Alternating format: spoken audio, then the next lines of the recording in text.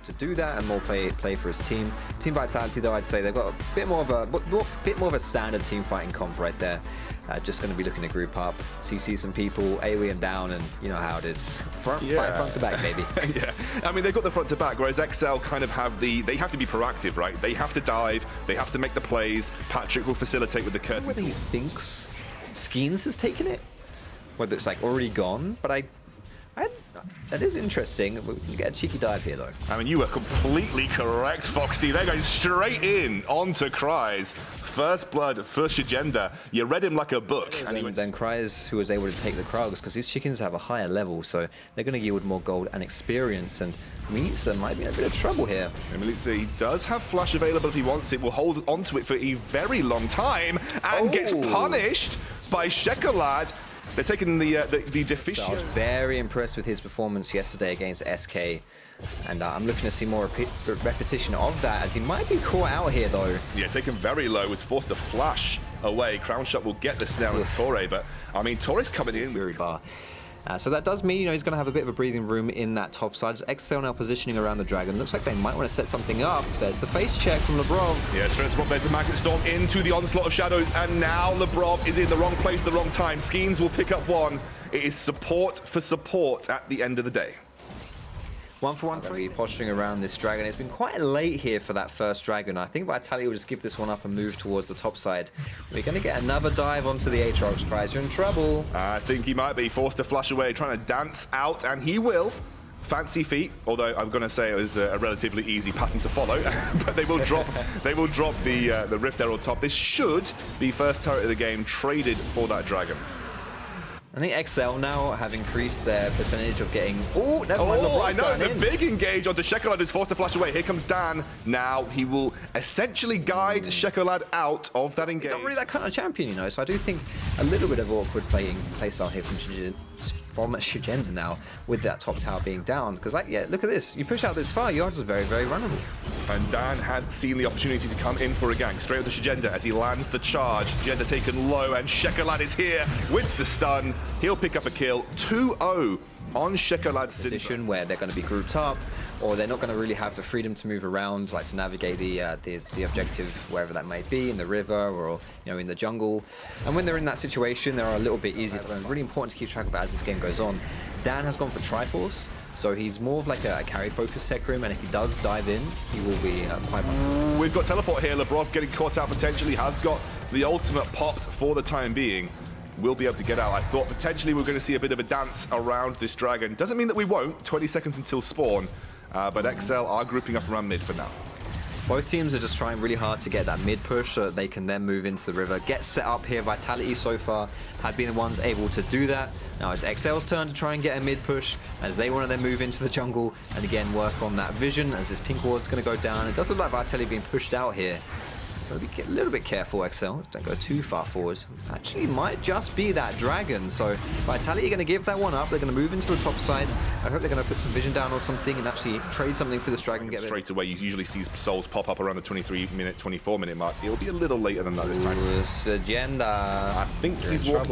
Yeah, he's walked in the trap. The Dominus has been popped for the time being. Dan is not particularly tanky right now, and Torre is forced to disengage with the teleport coming through. Oh, nice flash out of the shockwave, and Czekolad, the cavalry, is here as he gets a good stun away from Labrov. Now getting caught out, forced to flash himself. Will take a huge amount of damage in the meantime, though, and XL actually coming off better from this engage.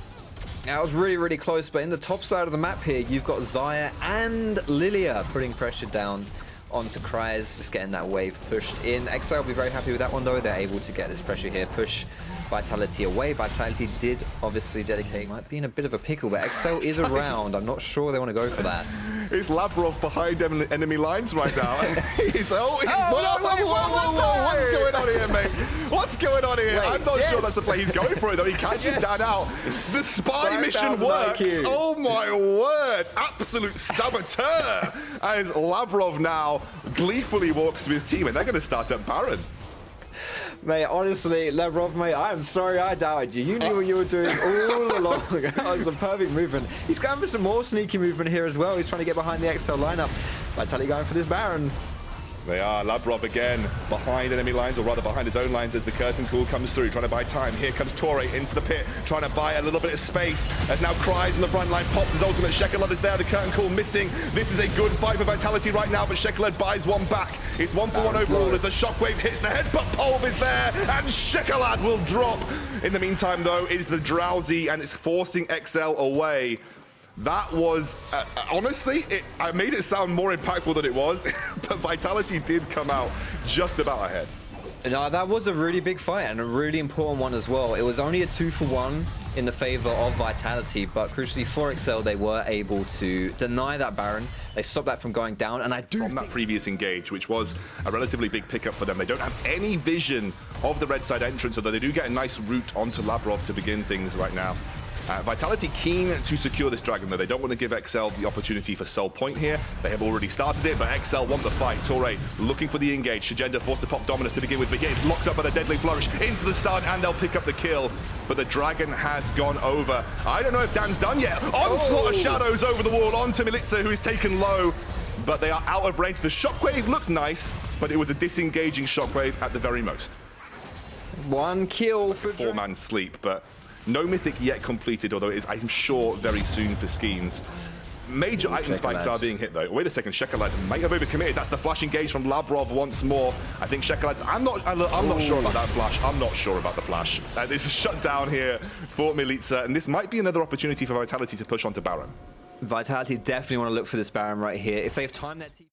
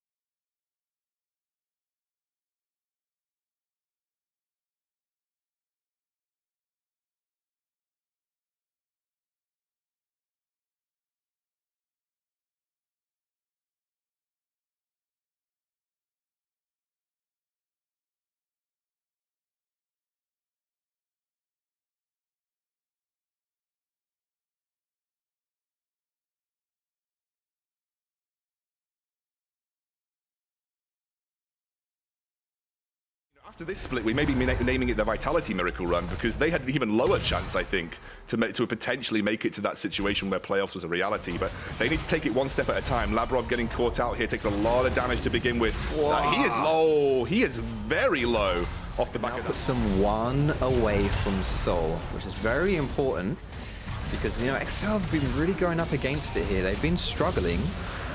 If they can find a way to sneak that Soul in the next... But we have seen Labrov get caught out a little bit, and there he is. So when Labrov's playing safe, they're all Gucci, and, you know, Vitality just using that advantage.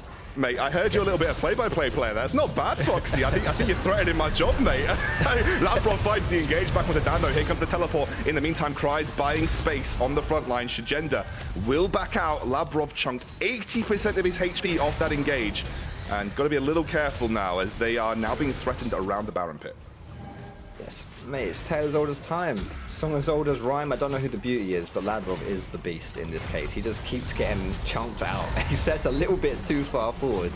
And this just happens, man. It just happens. Like, I do think he has been the catalyst story. Alistar is not quite so good at that.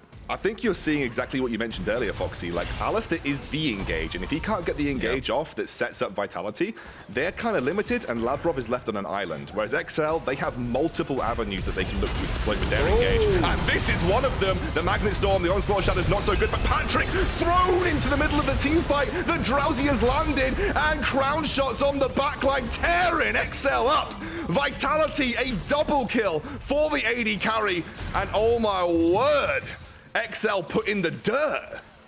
XL thought they had the play right there. Rell jumping in for the engage. It was pretty good. It was a pretty good engage, but they forgot to consider one thing.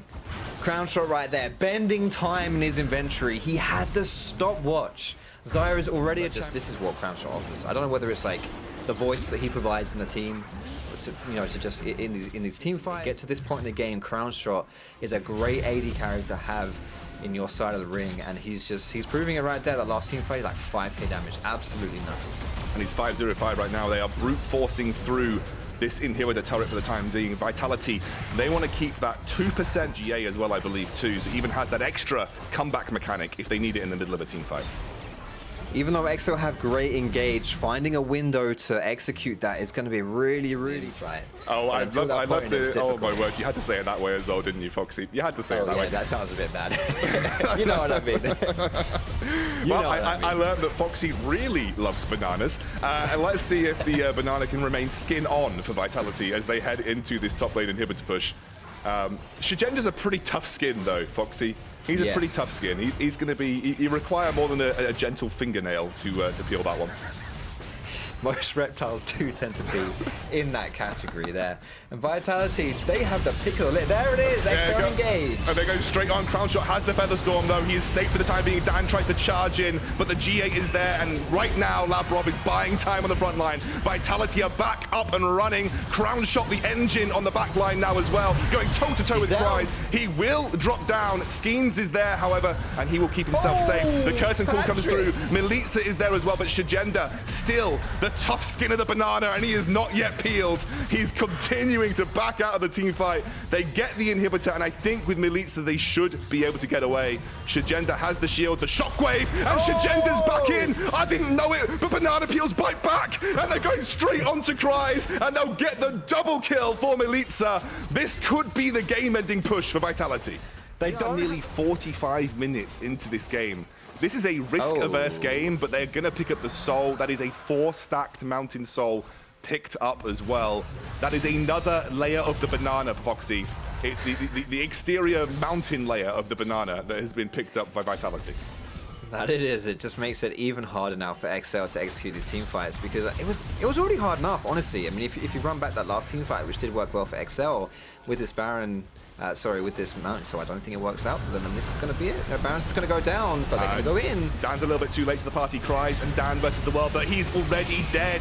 The horse is down, and the rest of XL are running with their tails between their legs. Right now, Vitality are on the run. They are looking for this game. They want to keep their playoff dreams alive, and they are cleaning XL up. Patrik runs, and he's got nowhere to go. Kryze should surely drop to Milica.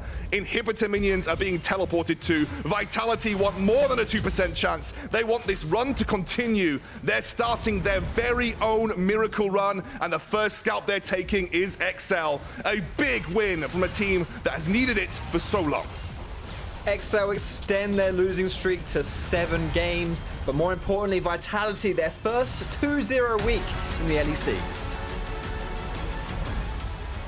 It was a long one. You could see that neither team wanted to take any risks, but in the end, Vitality was just able to edge out slowly but surely.